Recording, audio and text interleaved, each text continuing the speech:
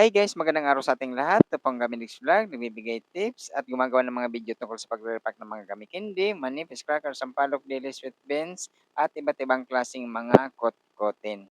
Guys, nagpasalamat tayo sa lahat ng mga subscribers at lahat ng mga viewers ng Gaminix Vlog. Thank you guys.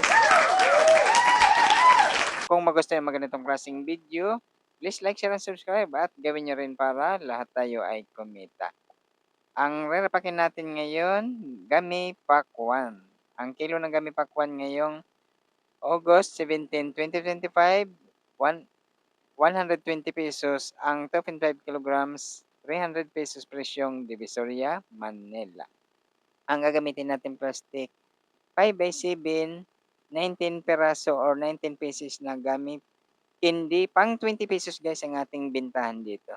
Guys, kung mga baguhan pa lang kayo na gusto nyong kumita or ng mga pagkakakitaan, tulad nitong mga gummy candy or iba't ibang klaseng mga kotkotin, puwede niyong gawin yung mga ganitong mga pagtitinda ng mga, kotkotin. Ito guys, ang gummy candy, kailangan kung mga baguhan lang kayo, kayo mismo ang pupunta sa mga pamilihan para makakapili kayo ng magagandang klase at saka alam niyo kung magkano mga presyohan. Gano'n lang itong ating, gagawin guys dito sa ating nire-repack na gummy candy.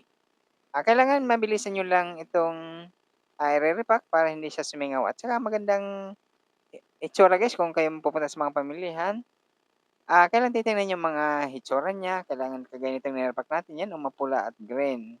Kailangan huwag kayo kukuha ng mga nagdidikit-dikit na or mga naglalagkit na mga kutkutin or ganitong mga gamit hindi.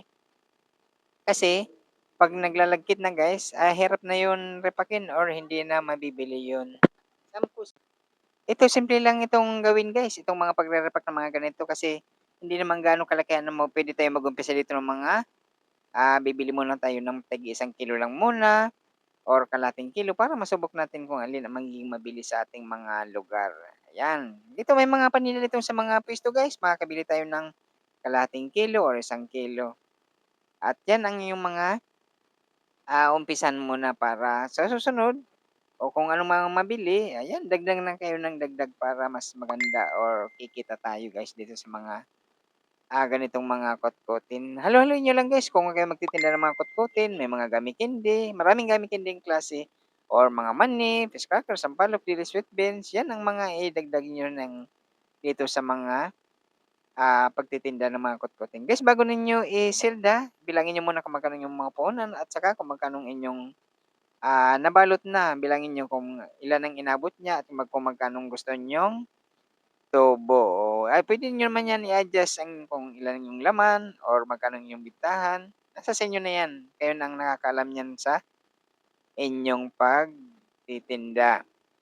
'Yan lang ang ating, maibabahagi ngayong mga video guys, dito sa ating channel. Tayo ay may marami tayong mga video dito na gusto natin na ibahagi sa ating mga kababayan para lahat tayo ay kumita. Ayan, itong mga ganitong mga paninda guys, napakadali lang 'to gawin or repakin kasi hindi na kayo magluluto.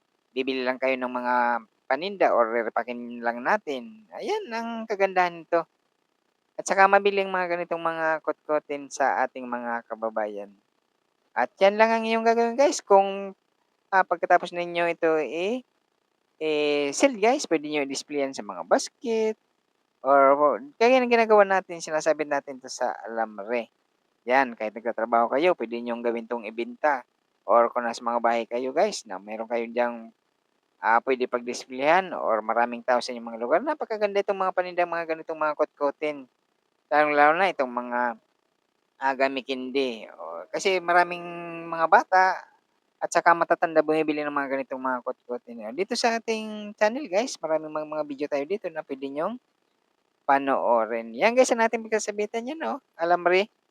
Kasi ang ating puwesto ay open lang at saka magandang nakikita. Huwag niyong lalagyan ng screen guys kung kayo may mga gusto niyong magtinda ng mga kotkotin. Mas maganda yung open lang para kitang-kita ng ating mga kababayan. Kasi mas maganda ang ganitong paninda na open lang at saka, nakikita ng ating mga kababayan para madali mabili at saka ayun na tapos na natin repakin guys, gano'n lang 'di ba napakasimple lang gawin. ang pagre-repack ng ganitong mga kutkutin.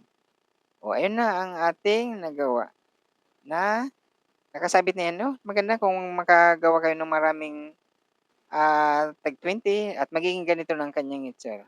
Guys, nagpapasalamat tayo sa lahat ng mga subscribers at lahat ng mga viewers ng Gabnix Vlog. Thank you guys.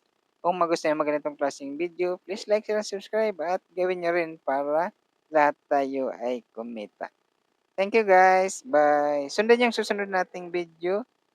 Thank you.